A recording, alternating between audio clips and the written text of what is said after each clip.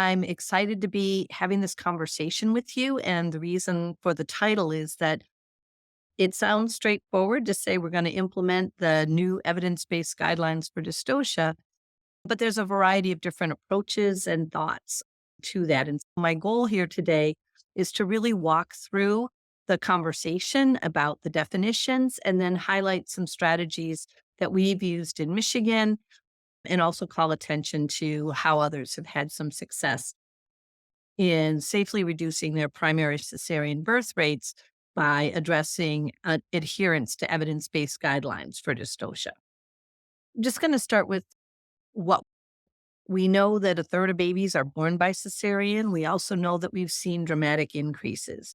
Thus, your attention to this, as well as the national conversation in general about the need to address the cesarean birth rate.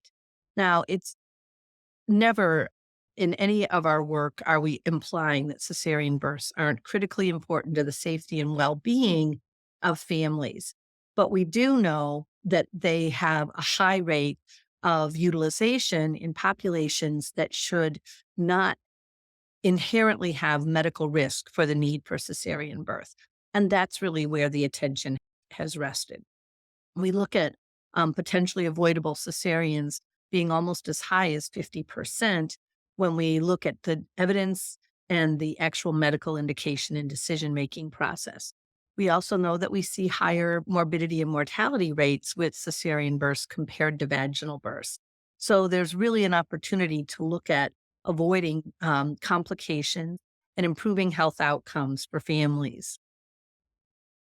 And the space that we've seen most opportunity is in the is often referred to as low risk births, although there's different themes on what constitutes the definition of low risk. But the standardized approach that most are using is we've looked at the context of people being at term, so greater than 37 weeks, a single birth, head down, with no previous cesarean delivery. And when we look at that population across hospitals, what we see is significant variation.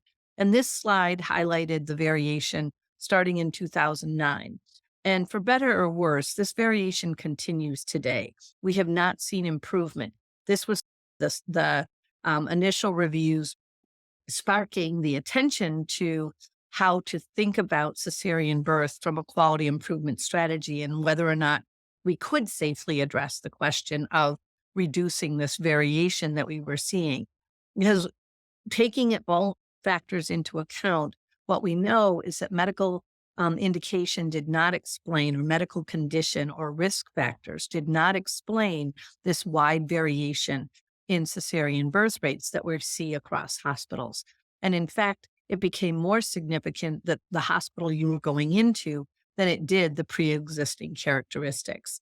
So it's an opportunity ripe with need to attend to quality improvement strategies to bring this variation down so that we are seeing cesarean births happening at the appropriate time in the right conditions in the right spaces and places. And when we look at this issue, we also saw the same thing that we reflected nationally, we saw in Michigan. We saw cesarean rates when we were beginning our work ranging from 5.8% up to 40%.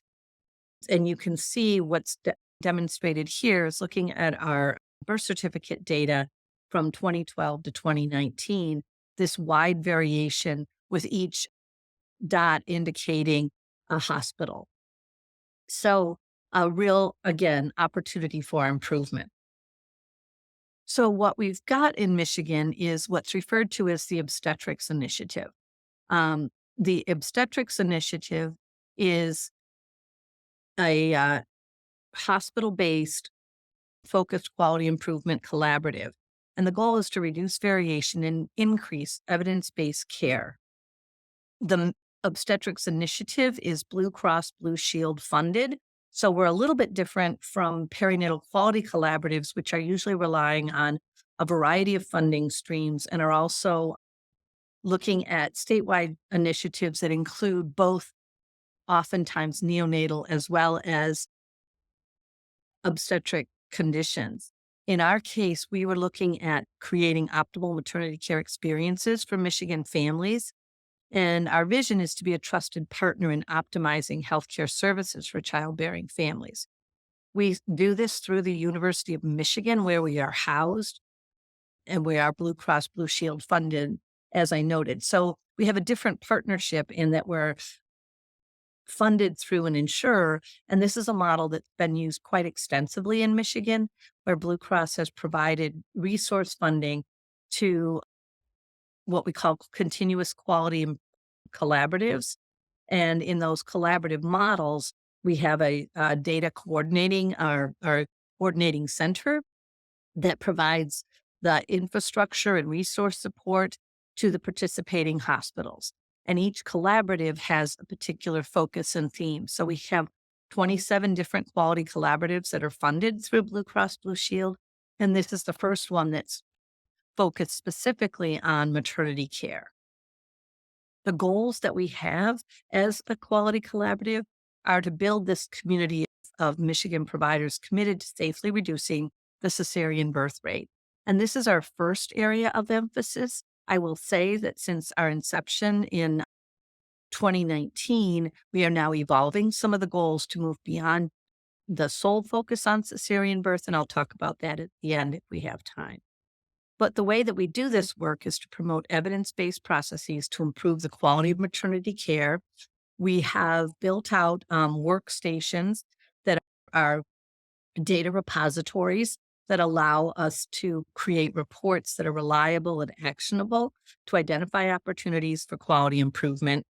We also focus on improving the culture of education, awareness, and care around pregnancy and safe birth processes. And no one can do work in the context of maternity care without really calling attention to the need to have health equity as a core central focus as well. So these are the different goals we have. And to just round out, because when I talk about some of the things we did later, I wanted you to understand the resource structure that we have. With our funding mechanism, we're able to fund, as I said, this coordinating center team that consists of nurses who are focused on quality improvement. We have quality improvement specialists, public health professionals, a number of OBGYN faculty, an analytic team, as well as administrative and project management support. And so it's a mighty team of people that are from across the state of Michigan. And then our central work site is out of the University of Michigan. We have over 70 birthing hospitals that are participating. When we first started this work, we had 82 hospitals providing maternity care in the state of Michigan. That number has decreased with hospital closures. And I know that's not an unfamiliar conversation, unfortunately, when we see consolidation and particularly in rural spaces.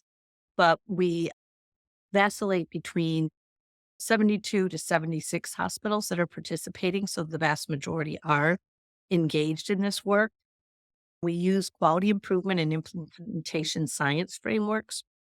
And as I noted, we have a workstation that we've built out for data management that includes a number of dashboards so that at the hospital level, they can have ready information and resources looking at how they're doing at their own site, but they also have comparative information to see how they compare across the collaborative to the collaborative in general. And then we also, in order to support this data management process, provide funding for a clinical data abstractor.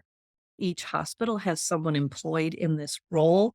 There's different funding levels depending upon the hospital birth volume. But in short, I realized that is a huge privilege that we have in Michigan to have that kind of support. Many quality collaboratives, if not most, are really doing this work out of their commitment to quality care and are doing this through hospital structures without additional funding. And so I just want to acknowledge that we do have that support. And in some ways, we also have a heavier data burden because we can fund it. But it's also allowed us to ask some different questions about the initiatives as well, and to make sure that we're really doing and having the impact that we hope to have. The final piece that we have that's a little bit different as well is that we do have a pay for performance incentive. We have a scorecard, and each year a scorecard is designed and incentivizes different practices to happen over the course of that year. So when we started out as a collaborative, we really focused on promoting participation. Over time, that scorecard has transitioned to looking at outcome metrics. Again, that's also, there's a financial component to incentivizing the work. I know many quality collaboratives incentivize the work again through just really commitment to improving the quality of care, and do so with recognition of people who meet certain benchmarks or markers. But we do have that added advantage of having a financial incentive. And I highlight these differences because sometimes the people focus on the opportunity for financial incentives as being the key, but the reality is the commitment people make to do the work out of really wanting to promote improved outcomes means much more at the end of the day, get in terms of engagement, than simple financial incentives would be my sort of commentary about that process. But as a result of the different resources that we have available, we do have dashboards, and this is just an example of what one of our dashboards looks like, so that you can see how you're doing as a health system or hospital, and you can compare that to how the collaborative looks. We also set benchmarks that we are focused on achieving, and in that process, you can also see how that's working for you as well.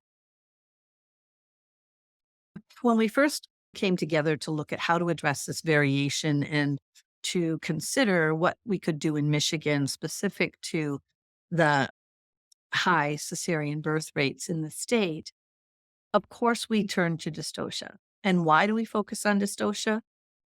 Generally, when you look across the primary indications for primary cesarean birth, what is that labor arrest or dystocia accounts for the highest indication for performing cesarean. It also is a space where there is a lot of opportunity to look at assuring you've got evidence-based guidelines, that you have the ability to verify the diagnosis in different ways that some are a little bit more challenging to address.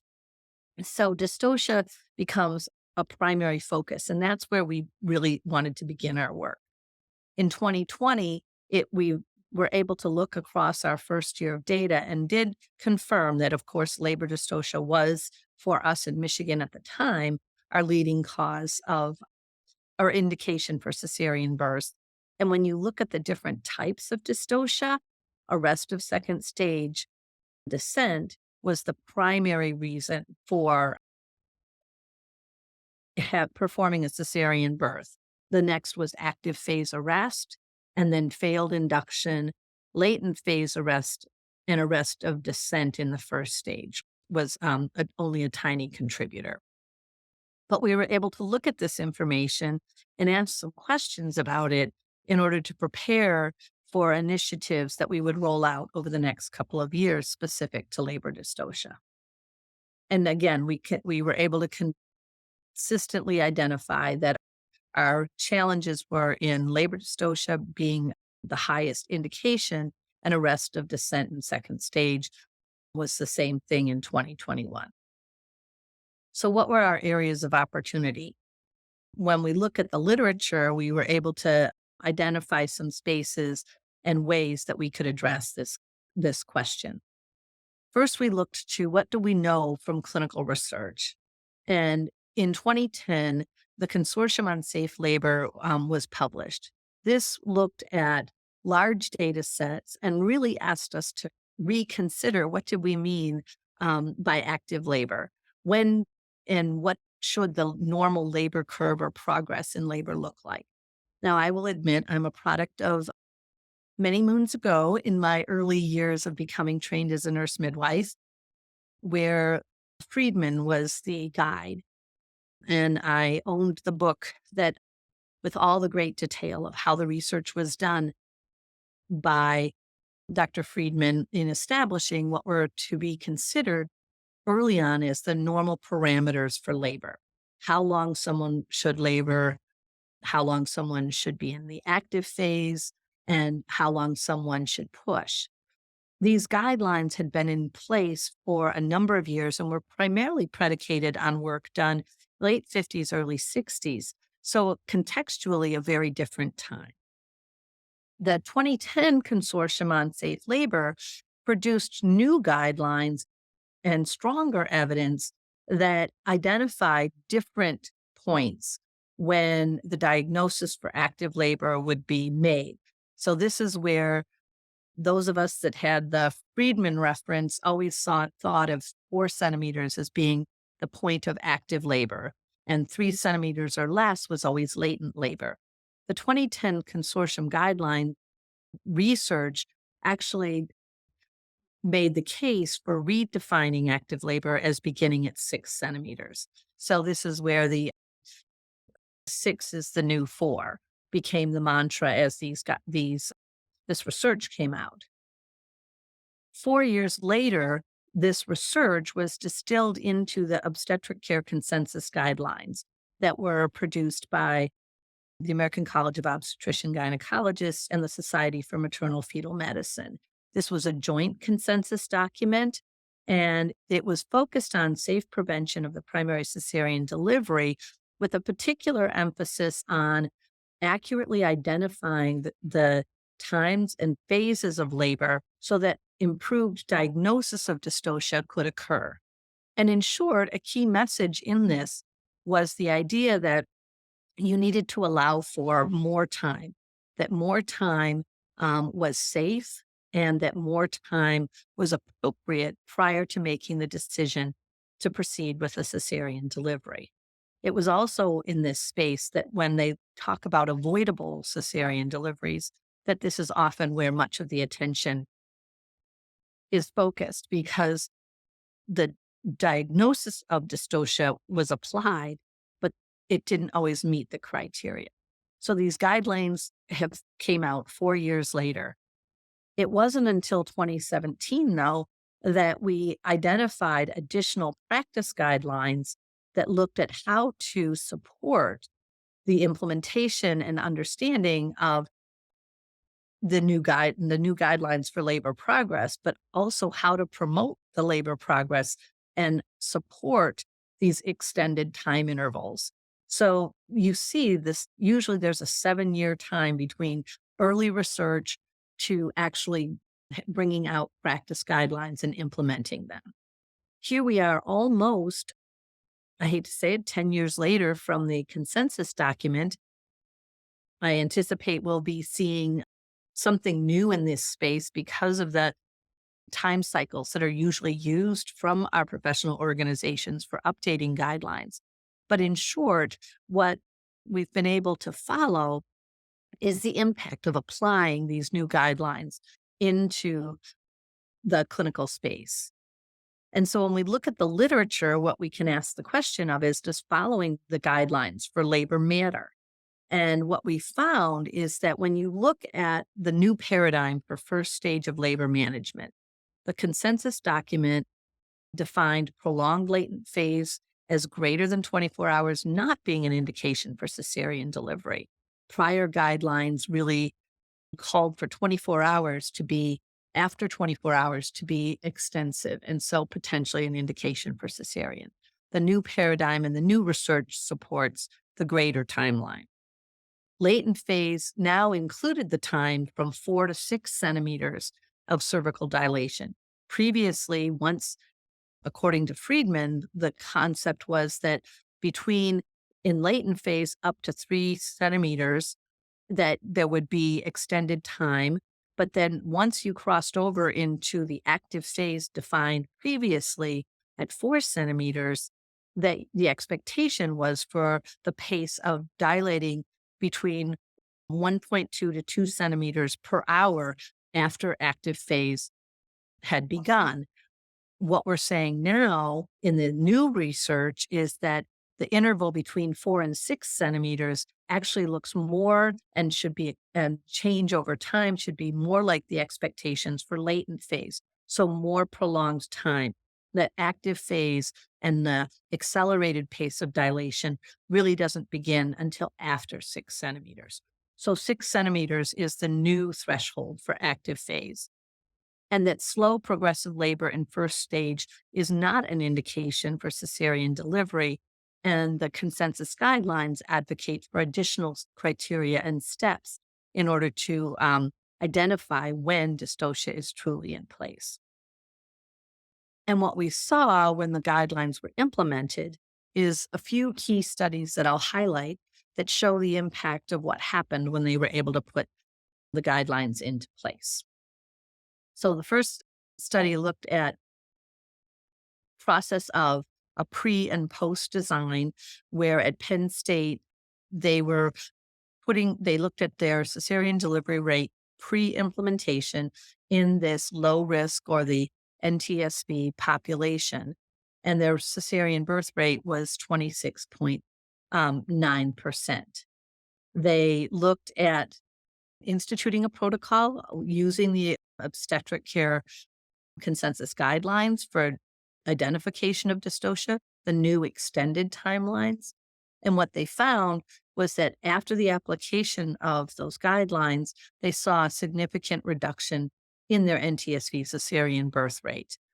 The MFM director was the one that reviewed the cases to identify also whether they met criteria or not.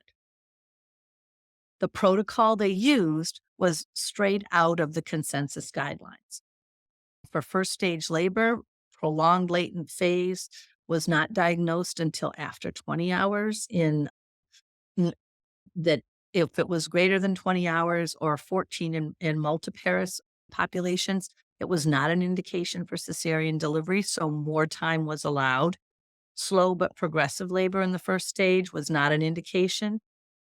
6 centimeters was the threshold for active phase, and that the goal was to allow for greater time to achieve active phase labor, and that if the diagnosis for active phase arrest was going to be made, it should be reserved for women who were greater than 6 centimeters dilated with ruptured membranes, who had failed to progress despite 4 hours of adequate uterine activity, or at least 6 hours of oxytocin administration when there's inadequate uterine activity and no cervical change.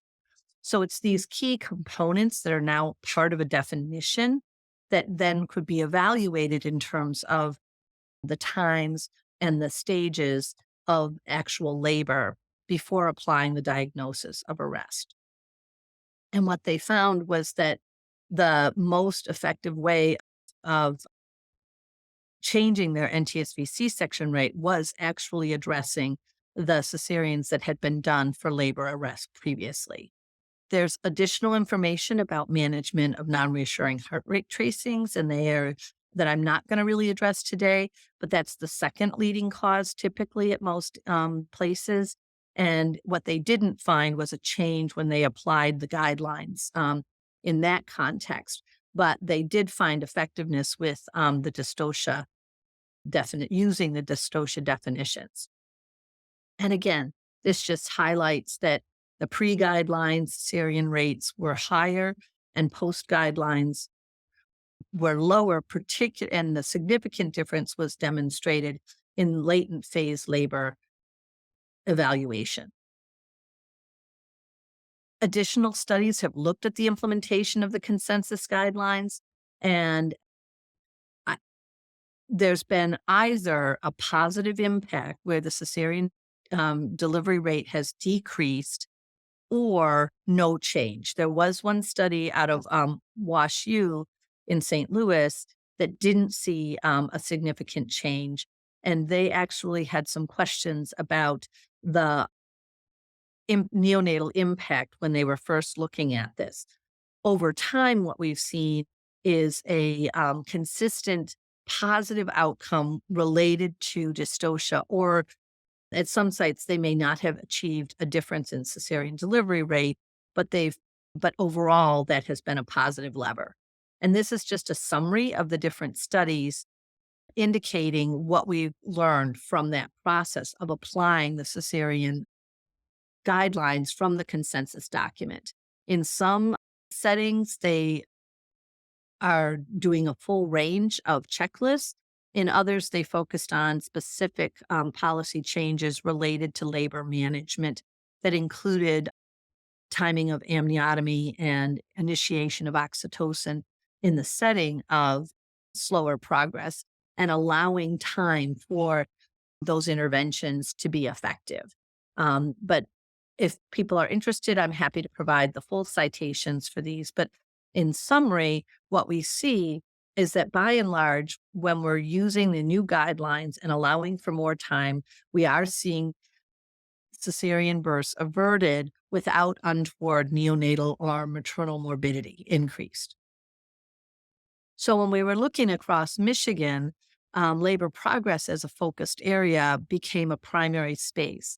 But when we talk about labor progress, and this is a key point I want to offer, is that we can't just think about time. It's not just time alone that makes a difference. It's also the care and support that's provided and the communication that occurs with the families we're serving.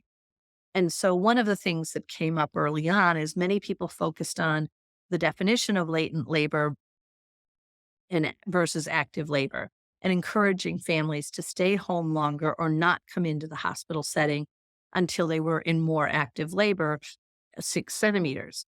That's very different messaging than what was happening in some childbirth education settings, et cetera, when a lot of the messaging is when you feel like you're in active labor, you come into the hospital, and we were telling people to go back home.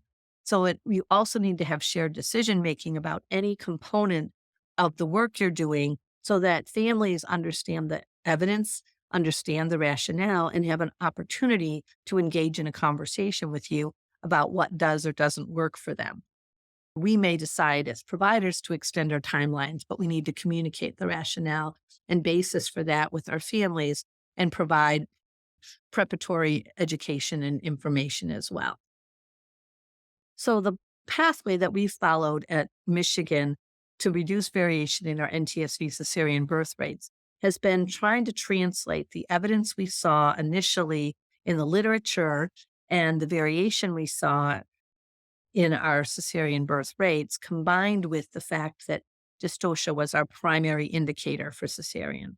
So we moved through a process of initially focusing on dystocia in 2020 as a key literature based on the literature.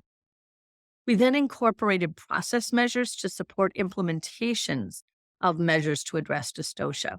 So the process measures had to do with supporting documentation and training around documentation, as well as additional education about the criteria. And then in 2022, we added metrics to include a planned outcome measure for dystocia diagnosis. So this is where we looked at adding a compliance rate in meeting that for part of our incentives for the pay for performance criteria. And in 2023, we've increased our focus on that, and I'll explain why we've stayed with this as an important lever of making change in the NTSV cesarean birth rate. Overall, just to put into context, this has been our roadway for quality improvement. And we started out really, as I noted, in 2020, we really pushed a lot on the education and training around dystocia. But prior to that, we've also developed some checklists that looked at latent phase labor and ways to think about encouraging people to stay home or encouraging new assessments in latent labor. As we've moved through our process, and you will note on this in 2020, we did do the labor culture survey, which was extremely helpful in identifying opportunities for team building.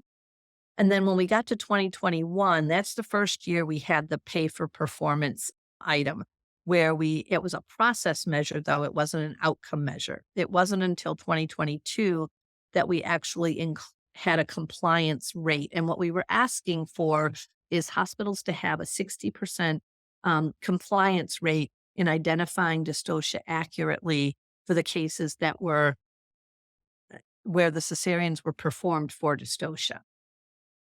Our baseline in that process was below 60% at the time.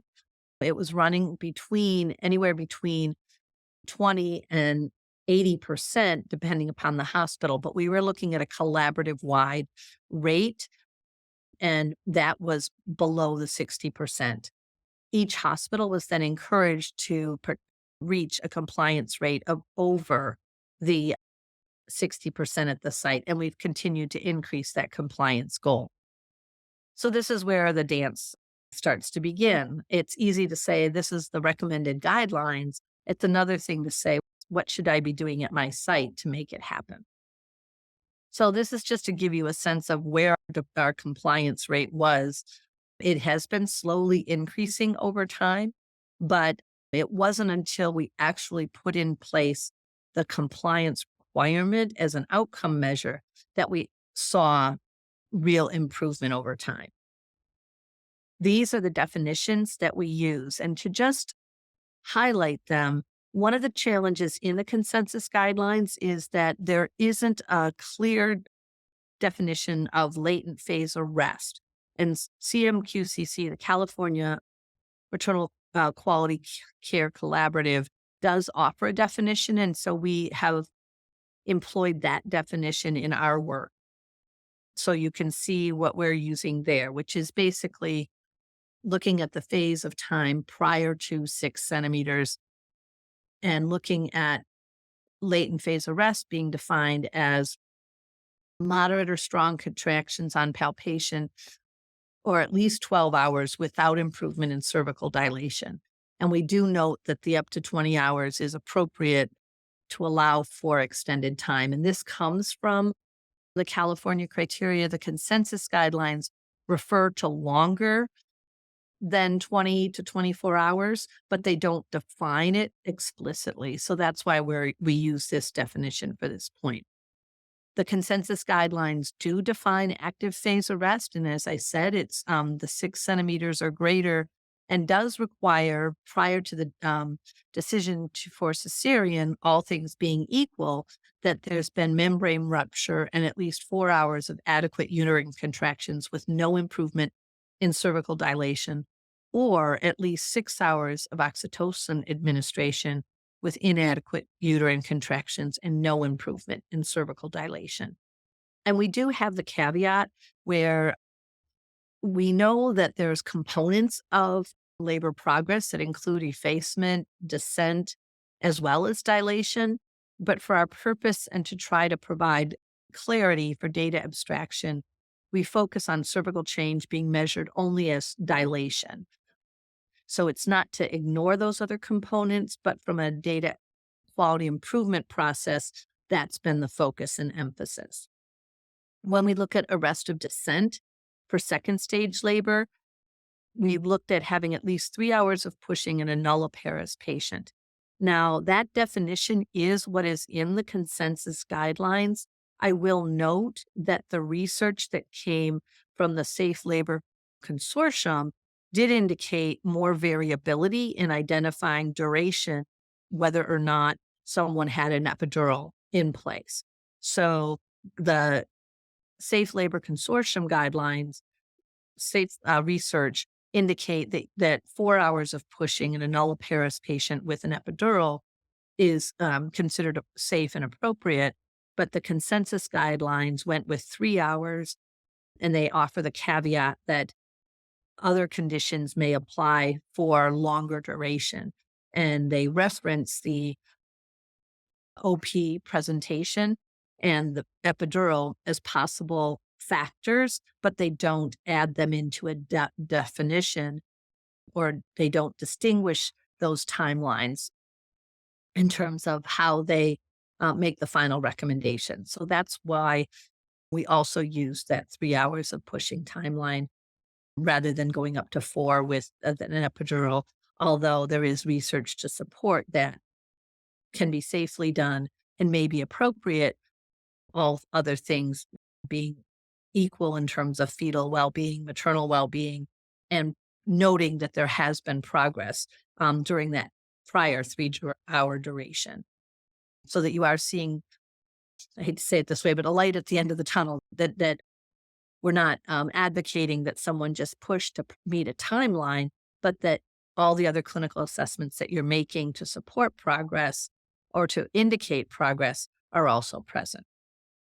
And then a space that we really put a lot of attention, particularly as we've seen the rate of elective inductions increasing, is when to identify failed induction.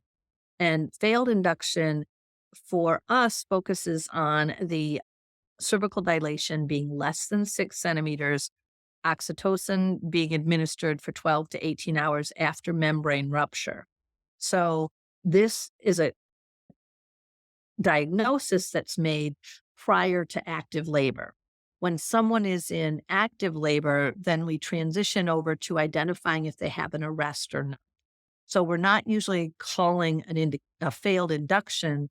Once someone gets into active labor, we move to the active phase arrest, but we do track the outcomes of our inductions in general to identify if we have higher rates of cesarean births in the population that's being induced, regardless of whether it's a failed induction or not. If it's an arrest of active phase, then it just gives us an opportunity to monitor the impact of our decision making with inductions. In terms of our initial work, the focus on documentation, having people understand the definitions and be able to document their diagnoses, what they were seeing in the medical record, was a key component. And what we saw between 2021 and 2022 was that the vast majority of sites did improve, and most of them improved quite significantly. Now, this was a process measure, so there wasn't a required compliance rate that had to be met, and it wasn't looking at a full outcome component. But we did see good progress.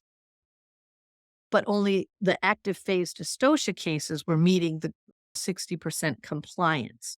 So in this space, we looked at the opportunity to see greater improvement as well. And so we asked ourselves a question before we started into that process, though, was it making a difference if we were moving into the outcome measure of having dystocia meet a certain compliance rate? And what we did find is that when you looked at the compliance rate and improvement in compliance, the unplanned cesarean birth rate was significantly less. So this gave us the momentum to continue to say to hospitals that those that were doing well in meeting the compliance and having the documentation, in not just documentation, but the clinical criteria were being met for the true diagnosis of dystocia, and they weren't calling the cesareans earlier according to old criteria, that we did see the rate of NTSV cesarean births at those sites decrease. This also aligns with all of the components of the AIM bundle. And I know you have that focus and materials related to the AIM safe reduction of primary cesarean birth bundle. And the bundle really takes all of the components that were in the guidelines and translates them to the different areas of opportunity for readiness, recognition, response, reporting, and respectful care. And the guidelines were recently updated and continue to focus in on the areas of dystocia. So in the updates to the AIM guidelines, I'm just highlighting that the need to promote labor progress and prevent dysfunctional labor or avoid dystocia is still a key component of the guidelines and the AIM bundle, and requires a different focus in terms of being able to prevent dystocia happening. The response also focuses on the utilization of evidence-based criteria for the treatment of dystocia and are allowing for prompt recognition so that you can implement strategies, again, to address or avert the risk of dysfunctional labor leading to dystocia. So the AIM bundle still aligns well, but when thinking about how the AIM bundle outlines this, it's important to think about what causes dystocia. we're looking at it as an outcome measure of compliance and indication for cesarean. But there's a long pathway before we get to that diagnosis. And so I always feel like I would be remiss if I didn't at least highlight some of the opportunities in this space. And it sounds like you're going to have some great conversations in a little bit about some of the key areas of opportunity with labor support and position changing. But when we look at the intrinsic causes of labor dystocia, it has to do with labor contractions, descent, or the fetal descent, the process and space to allow for that, and the coping and support that we provide to the family. And this is in the old school way, we refer to this as the P's, and different people add more to the list. But basically, it always used to be the powers, passenger, and passageway. But we've added over time the idea of looking at pain management and emotional state as critical components of all the labor support care measures that we can provide.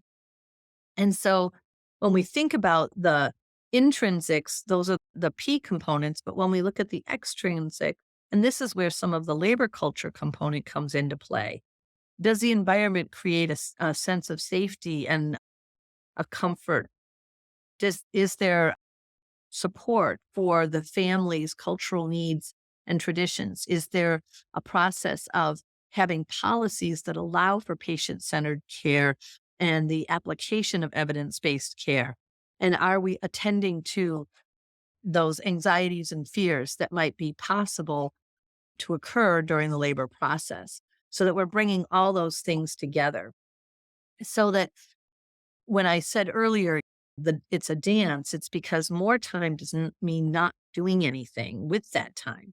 It looks at having the time to implement different ways to promote progress, and that being there really does make a difference. So it's not about always doing an intervention as much as it is the role of continuous labor support and doulas. And again, that's a little bit of a different talk, but what we have seen is that when you add continuous labor support, primarily in the form of doulas, then we do see a decrease in the identification of dystocia. We also see improved labor progress and a shorter duration of labor. So it's thinking about all those, for lack of a better way to say it, upstream opportunities where we can be promoting and supporting the labor process using evidence-based strategies so that we don't get to the point where we have dystocia occurring. So it's not just saying we're going to give you an extra hour, but it's within that time or that extra hour, we're going to do these varied strategies or these varied approaches that are evidence-based ways to promote your labor progress. So focusing on trying to keep labor normal at the beginning, being that presence, creating a respectful atmosphere, keeping the space arranged in a way that promotes the comfort of the person in labor, offering that positive encouragement, using different strategies for labor support, being upright and moving. And this is where things like fetal assessment, looking at whether there's telemetry or intermittent auscultation if appropriate, again, to promote that labor progress through being able to be upright and mobile, which all have been demonstrated through multiple studies that to promote labor progress. In the presence of epidurals, continuing to use positioning and the power of that positioning to promote progress as well. And these are just a list of practices, nothing that should be a surprise, but they may help prevent dystocia. And each of these has different levels of evidence, but are all considered evidence-based strategies that you can use, again, to promote that upright opportunity to promote labor progress. And I put a little asterisk by the spinning babies because I know you're going to be talking about that in a little bit, but I would say that if we ever have had something happen that has been a sea change, the opportunity to have spinning babies, or we have a program we instituted in Michigan and provided training for that was called Moving Our Mamas, that was sponsored by one of our hospitals, that really takes a lot of the same tenets about how do we provide hands-on labor support, has been really successful in in many of the sites in contributing to a decrease in the dystocia diagnosis. The other thing I'm just going to say a few words about is the second stage labor. This was a space where we had a lot of conversation about people being concerned that second stage labor was a longer duration, was something that created a lot of anxiety. And what we've been able to pull from the literature as well as see in our own data is that the our outcomes are consistent with what's been recommended nationally, is that having the longer time, using 3 hours, has not been associated with adverse neonatal outcomes. And the instrumental delivery is a strategy that some people have advocated for reducing the NTSB cesarean birth rate, although this has not been a strategy we've seen employed. And from national conversations, I would say that's pretty consistent. While it's in the consensus guidelines, it hasn't been applied as much for a variety of reasons, some of which has to do with training and availability, but also with questions about impact of instrumental delivery potentially as well. So it hasn't been adopted as a high strategy for longer second stage management. The use of manual rotation for posterior presentations is another strategy that's listed in the consensus guidelines. And again, it's an opportunity. The uptake has been less than might be possible for making a difference from what we hear anecdotally, but it is considered an evidence-based strategy and approach. As I noted earlier, the consensus statement does say at least 3 hours for nulliparous women, but it does then go on to say longer durations may be appropriate on an individualized basis. And the reason I cite that is just that there are opportunities to extend the time that would be consistent with the Safe Labor Consortium research outcomes. But that's not what's in the actual guidelines. And we'll see if there's any changes over time to that now that there's been a lot of debate in the literature about the longer duration of second stage. And overall, consistently, the 3 hours has been where most guidelines have landed. And just again, making the point that having more time doesn't mean doing nothing. This is from quite a while of working with someone in second stage and just all the different positions and ways that we can think to support somebody in that process. So that again, it's not a message of give more time alone, but use that time wisely to promote evidence-based strategies to try to make a difference, to encourage descent, rotation, and successful vaginal birth. And looking at the variety of different positions that might be possible and helpful to make that happen. So that when we look at overall evidence-based strategies for second stage labor, there's been changes over time in terms of the management. We went from a strong advocacy for laboring down when there was the presence of an epidural. More recent research has not supported laboring down as a overall strategy. There still seems to be some variation in the recommendations. AWAN still does advocate for assessment and consideration of laboring down, and others have the research is tending to more towards less time to labor down than was originally demonstrated in earlier research. The open glottis, self-directed pushing, all the different positions, and remembering just ongoing close fetal and maternal assessment to make the best use possible of those 3 hours, and making sure that as you are progressing in time, that fetal well-being is also being maintained. So where are we now in Michigan with some of this dance? We now are up to our target compliance is 80%. Again, using the same definitions.